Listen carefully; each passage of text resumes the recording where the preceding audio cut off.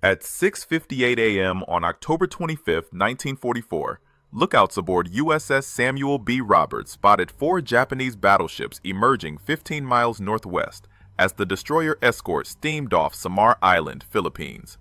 The Roberts displaced 1,745 tons with two 5-inch guns and a crew of 224 sailors who had been together for exactly 5 months and 27 days since commissioning. Leading the enemy formation was Yamato, the largest battleship ever built, displacing 72,000 tons with 9 18.1-inch guns that could fire shells weighing 3,200 pounds, 25 miles. Lieutenant Commander Robert Copeland picked up the intercom microphone and informed his crew of the situation. A large Japanese fleet had been contacted 15 miles away. 4 battleships, 8 cruisers, multiple destroyers, all heading directly toward the American task force. Copeland told them this would be a fight against overwhelming odds from which survival could not be expected. They would do what damage they could. The Japanese center force consisted of 23 warships, 4 battleships, 6 heavy cruisers, 2 light cruisers, 11 destroyers, total tonnage 200,000 tons. Opposing them were 6 American escort carriers designed to fight submarines, screened by 3 destroyers and 4 destroyer escorts, 7 small ships. Total tonnage 25,000 tons. The Japanese outweighed them 8-1. Admiral William Halsey had taken every American battleship north overnight, chasing Japanese carriers. He left Taffy 3 alone off Samar. American intelligence reported the Japanese center force retreating after yesterday's air attacks. They weren't retreating. At 3 a.m. they had transited San Bernardino Strait undetected. Now they were here, closing at 30 knots. Escort carriers could make 18 knots maximum. They couldn't outrun battleships. In the Pacific War so far, 53 destroyer escorts had been commissioned.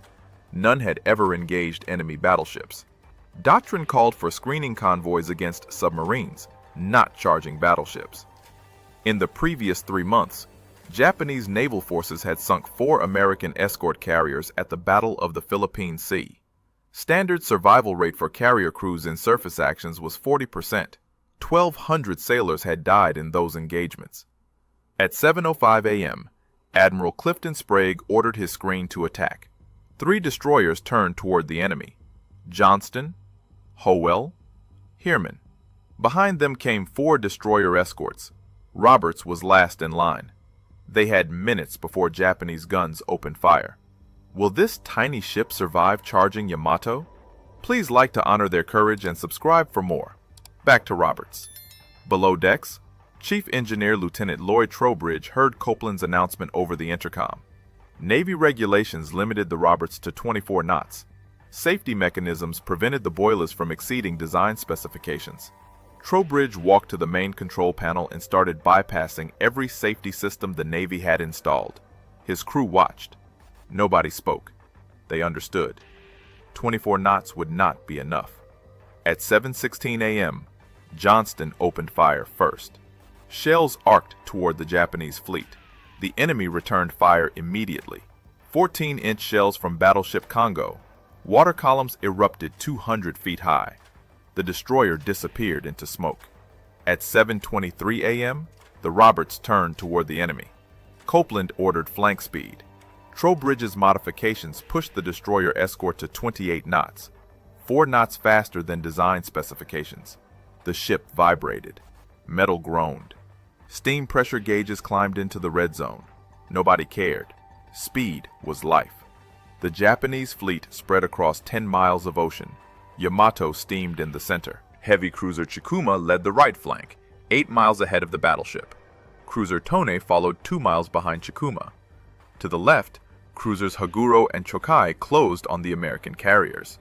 Between them, destroyers formed a screening line. The Roberts had to penetrate that screen, reach torpedo range, fire, escape. Torpedo range was 5,000 yards, 2.8 miles. Roberts' 3 Mark 15 torpedoes could travel that distance at 46 knots. But getting within 5,000 yards meant running through a gauntlet of shells from ships that could hit targets at 25,000 yards. The math was simple. For every mile the Roberts advanced, the Japanese could fire 5 miles worth of shells at her. At 7:32 a.m., Shells began falling around the destroyer escort. 8-inch rounds from heavy cruiser Chikuma. Green dye markers in the splashes helped Japanese spotters track their aim. One shell landed 50 yards off the port bow. Another struck 20 yards to starboard. Water columns towered over the ship's mast. Copeland ordered hard left rudder, then hard right. Zigzag pattern. Keep the enemy guessing. Make their rangefinders work. Gun Captain Lieutenant William Burton stood in the forward 5-inch gun mount. His crew had trained for 6 months, fired thousands of practice rounds. Never against battleships. The forward gun could fire 15 rounds per minute with a trained crew. Burton had a trained crew. He also had 608 rounds of ammunition total, 304 per gun.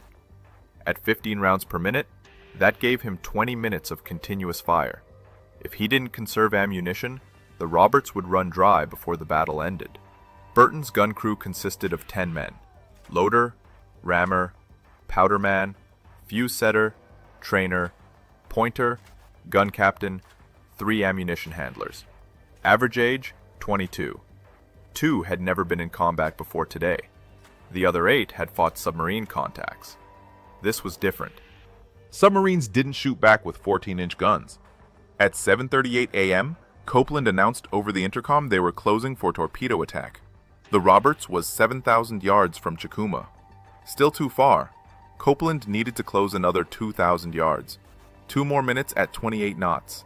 2 more minutes of shells falling around his ship. One direct hit from an 8-inch shell would penetrate the Roberts' thin hull plating, detonate inside, kill everyone in that compartment. The forward gun mount had 3/8-inch steel plating, designed to stop shrapnel, not 8-inch shells. If a shell hit the mount directly, all 10 men inside would die instantly. At 7:40 a.m., the Roberts crossed 5,000 yards from Chikuma, torpedo range. Copeland ordered the tubes fired. 3 Mark 15 torpedoes launched from the starboard side. White wakes traced across the water at 46 knots. Travel time to target approximately 2 minutes. The torpedoes ran hot, straight, and normal. The Roberts immediately reversed course. Hard left rudder, full speed away from the enemy. Disappear into the smokescreen before the Japanese could track her. Chikuma's lookouts spotted the torpedo wakes. The cruiser turned hard to port. Emergency maneuver. Her rudder went to maximum angle. 8,000 tons of warship heeled over. The first torpedo passed 50 yards ahead of her bow. The second missed the stern. The third ran underneath without detonating. Contact exploders on Mark 15 torpedoes had a 40% failure rate. The Roberts had just fired 3 duds, but Copeland had achieved something more valuable than a hit. Chikuma had turned away from the carriers, broken off her attack run. The heavy cruiser was now heading northwest, away from Taffy 3. She'd lost 5 minutes of pursuit time. 5 minutes the escort carriers could use to run south. 5 minutes closer to potential rescue from Admiral Halsey's fleet. At 7:45 a.m., the Roberts emerged from the smokescreen. Chikuma had completed her turn and resumed course toward the carriers. She was now 8,000 yards away, too far for another torpedo run. Copeland ordered Burton to open fire with the forward 5-inch gun. The gun mount rotated toward the target, elevated to maximum range. Fired. The first shell left the barrel at 2,600 feet per second. Flight time 12 seconds. The shell landed 400 yards short. Burton adjusted elevation. Fired again. This round landed 200 yards short. Third shot. Splashed near Chikuma's bow. Fourth shot. Hit. The shell struck Chikuma's forward superstructure. Penetrated. Detonated inside. Smoke poured from the impact point. Burton's crew settled into a rhythm. Load, ram, fire.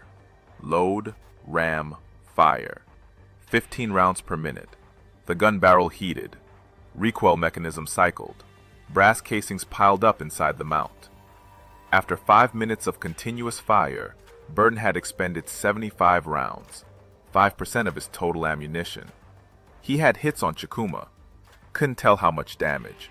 The cruiser was still firing back, still closing on the carriers. At 7:52 a.m., Chikuma shifted her fire from the carriers to the Roberts. 8-inch shells began landing close. Very close. One exploded 30 yards to port.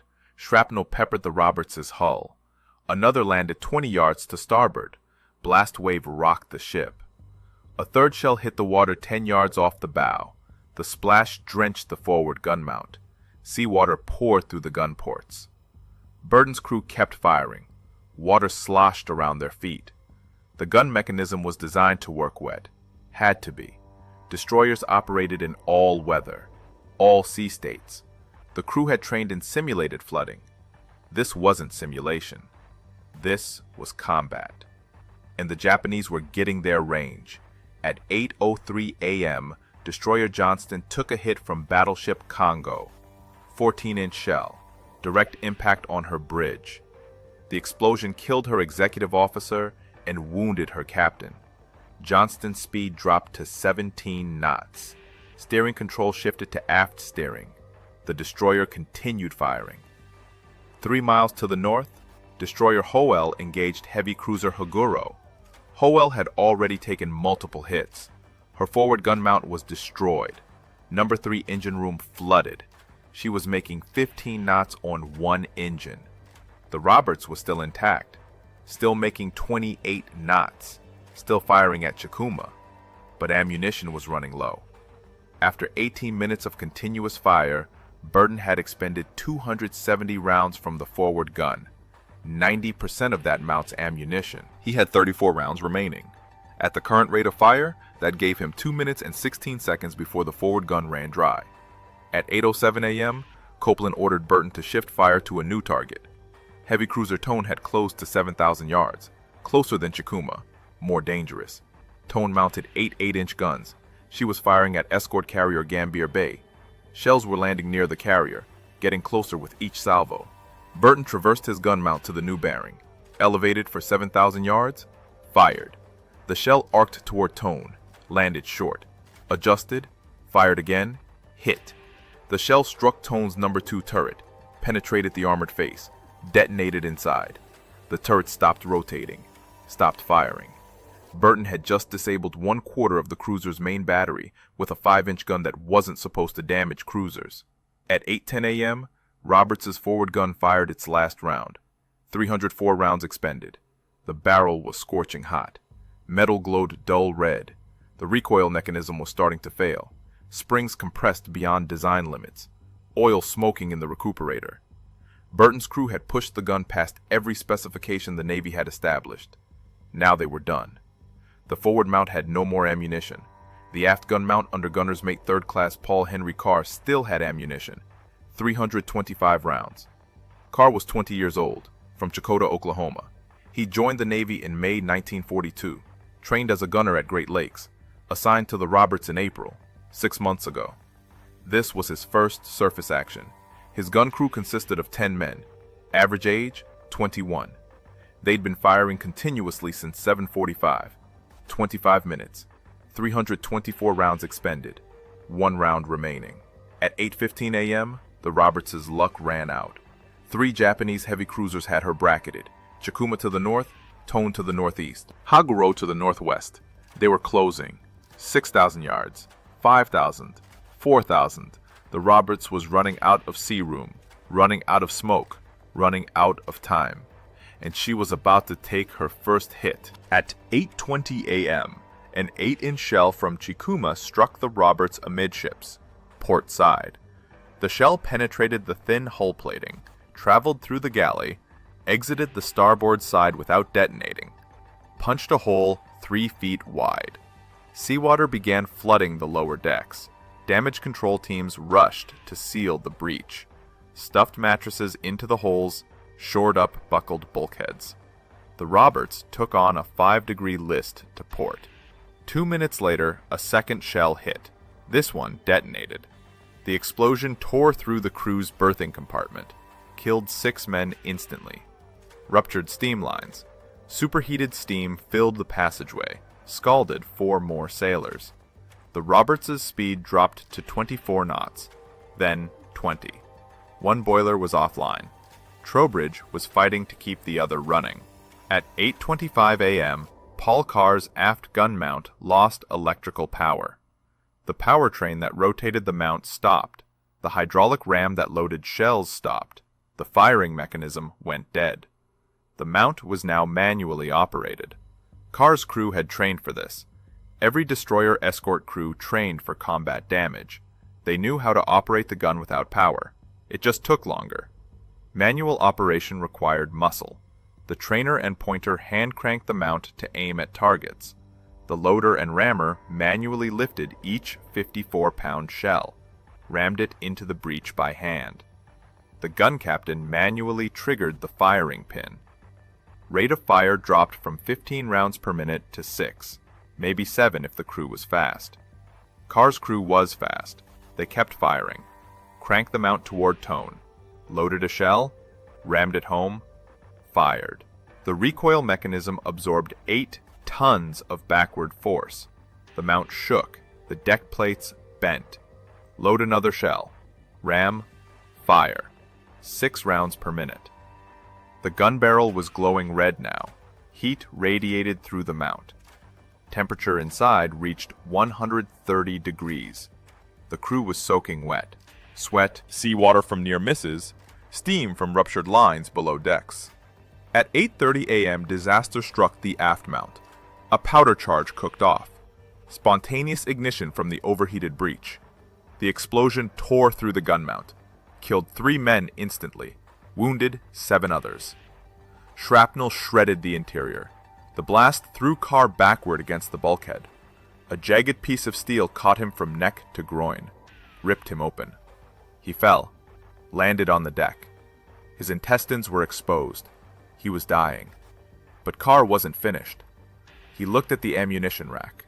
1 shell remained, the last round in the magazine. He crawled toward it, grabbed it. 54 pounds. He couldn't lift it alone, couldn't stand. He held the shell against his chest. Blood poured from the wound. He looked at the breech, looked at his crew. They had to load this shell. Had to keep firing. Machinist mate 2nd Class Chalmer Goheen found Carr holding the shell, begging to load it. Goheen took the shell from Carr's hands, tried to help him away from the destroyed gun mount. Carr refused to move. He kept pointing at the breech, kept trying to make Goheen understand. Load the shell. Fire the gun. Keep fighting. Goheen set the shell down, dragged Carr away from the mount. The gun was destroyed. The breech was shattered. The firing mechanism was gone. There was no way to fire that last shell. Carr didn't understand, or maybe he understood and didn't care. He died 5 minutes later, still trying to get back to his gun. At 8:35 a.m., the Roberts took another hit. 14-inch shell, either from Congo or Haruna. Both battleships were firing at the destroyer escort now. The massive shell struck the starboard side, penetrated the number 2 engine room, detonated inside. The explosion tore a hole 40 feet long and 10 feet wide in the hull. Seawater rushed in. The engine room flooded in 30 seconds. 8 men were killed instantly. The Roberts' speed dropped to 10 knots. Then 5, then dead in the water. Copeland ordered all remaining crew topside. The ship was dying. No power, no steering. 3 feet of water in the lower decks. Fires burning in 4 compartments. The Roberts was settling by the stern, going down. At 8:45 a.m., more shells hit. 6-inch rounds from light cruiser Noshiro, 8-inch rounds from Haguro. The Japanese were pounding the helpless destroyer escort. Each hit killed more men, wounded more. The Roberts had become a stationary target. At 9:10 a.m., Copeland gave the order to abandon ship. 115 men were already dead or missing. The remaining 109 sailors began going over the side. They had 3 inflatable life rafts. 2 had been destroyed by shellfire. 1 remained, designed to hold 16 men. They put the wounded in the raft. Everyone else went into the water. 3 floater nets drifted nearby. Men clung to them, held on to anything that floated. Pieces of debris, empty shell casings, wooden planks. At 9:35 a.m., the Roberts rolled to port. Her bow rose out of the water, pointed at the sky. The stern was already underwater. She hung there for 10 seconds, then slipped beneath the surface. Stern first, the bow followed. 306 feet of warship disappeared into the Philippine Sea. She sank in 600 fathoms, 3,600 feet deep, the deepest any American warship had been sunk in combat. 109 men were in the water. Many were wounded, burns, shrapnel wounds, broken bones. All were covered in fuel oil, thick black oil from the Roberts' ruptured fuel tanks. The oil coated everything, got in their eyes, their mouths, their lungs. Some men were vomiting, others were unconscious. The water temperature was 84 degrees, warm enough to survive, for a while. They had no food, no fresh water, no rescue in sight. The battle was still raging around them. Japanese warships steamed past. None stopped to pick them up. At 9:45 a.m., Admiral Takeo Kurita ordered the Japanese center force to withdraw. His cruisers had taken heavy damage from the destroyers and aircraft. Chokai was dead in the water. Chikuma was on fire. Suzuya's torpedoes had exploded from a near miss. Kumano's bow had been blown off by a torpedo. 3 heavy cruisers critically damaged. Kurita believed he was fighting fleet carriers and heavy cruisers. His staff kept insisting they were engaging Admiral Halsey's Third Fleet. They were wrong. The escort carriers of Taffy 3 were Liberty ship hulls with flight decks. The destroyers were tin cans with 5-inch guns. But the confusion saved the American invasion fleet. The Japanese turned north, headed back toward San Bernardino Strait. The battle off Samar was over. 3 American ships had been sunk. Destroyer escort Samuel B. Roberts, destroyers Johnston and Howell, escort carrier Gambier Bay had capsized under fire from Yamato's 18-inch guns. 1,277 American sailors were dead or missing, another 1,000 wounded. But the invasion fleet at Leyte Gulf survived. MacArthur's troops continued landing. Supplies continued flowing ashore. The Japanese had lost their last chance to stop the Philippine campaign. In the water off Samar, 109 survivors from the Roberts drifted. The battle had moved away, north, then out of sight. Silence settled over the ocean. No engines, no gunfire. Just waves lapping against life jackets. The men clustered around the single life raft and 2 floater nets. The wounded were in the raft. Everyone else held on to the edges, or clung to the nets, or just floated nearby in life jackets. They spread out over a 1/4 mile of ocean. Small groups, 2 men, 5 men, 10, trying to stay together, trying not to drift apart. The fuel oil was the worst part. It coated their skin, their hair, their faces. Thick black crude from the Roberts' ruptured fuel tanks. Getting it in your eyes caused temporary blindness, burning, stinging pain. Getting it in your mouth caused vomiting, retching. Some men couldn't stop vomiting. They grew weaker with each hour, dehydrated. The sun rose higher. Temperature climbed above 90 degrees. The men had no shade, no water, no food. The wounded were suffering. Burns were infected within hours in the tropical heat. Open wounds exposed to seawater, to fuel oil, to bacteria. At 2 p.m. on October 25th, sharks arrived. Small ones at first, 6 feet long, black-tipped reef sharks. They circled the survivors, bumped into men, investigating, testing. One sailor removed his oil-soaked clothes to swim easier. Bad decision. The exposed white skin caught a shark's attention. It nudged his leg. Harder. The man panicked, climbed back onto the floater net, cut his hands on the rough rope. Later, larger sharks appeared. 8 feet, 10 feet. Tiger sharks, bull sharks. They came closer, more aggressive, more interested. Survivors couldn't confirm if sharks killed anyone, but 2 men disappeared during the first night, just gone. The others heard splashing, thrashing water, then silence. Nobody wanted to think about what that meant. Night brought cold, relative cold. The water temperature dropped to 78 degrees. Not dangerous, but uncomfortable after 12 hours immersed. Men shivered. Hypothermia set in for the wounded, their core temperatures dropping. 3 more died during the first night. Wounds, shock, exposure. Their bodies were pushed away from the raft, drifted off into darkness, disappeared. October 26th brought more sun, more heat.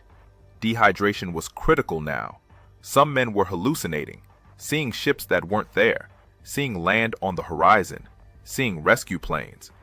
Others were unconscious, lips cracked and bleeding, tongues swollen. 5 more died on the second day. Their bodies joined the others, drifting away into the Philippine Sea. Copeland kept his men together, kept them talking, kept them awake. Falling asleep meant death, meant slipping under the water, drowning. He organized the survivors into groups, assigned leaders, made them count off every hour. Anyone who didn't respond got checked, shaken awake, kept in the group. 14 men died over 3 days, but 95 survived because Copeland refused to let them give up. At 7:45 a.m. on October 27th, a patrol craft spotted the survivors. PC-1119 was escorting 5 landing craft infantry north of Samar. The lookout saw something in the water. Wreckage, bodies, then life jackets. The patrol craft approached cautiously. Japanese survivors were known to play dead, attack rescuers. The PC stopped 50 yards away, called out, asked who won the World Series. An American voice yelled back, "St. Louis Cardinals." The patrol craft moved in. Rescue took 4 hours. 95 men pulled from the water. 50 hours after the Roberts sank. Some couldn't walk, couldn't stand, had to be carried aboard. All were treated for dehydration, burns, wounds, infections, fuel oil poisoning. The most serious cases were transferred to hospital ship Comfort, sailed to Hollandia. The rest went to Leyte, then to San Francisco, aboard transport Lurline. They arrived December 4th, 3 weeks before Christmas. The battle off Samar became known as the greatest last stand in naval history. 7 small ships had turned back 23 warships, saved an entire invasion fleet, prevented a disaster that could have prolonged the Pacific War by months. Admiral Chester Nimitz called it the Navy's finest hour. Historian Samuel Eliot Morison wrote that no engagement in naval history showed more gallantry. The Roberts received the Presidential Unit Citation. Copeland received the Navy Cross.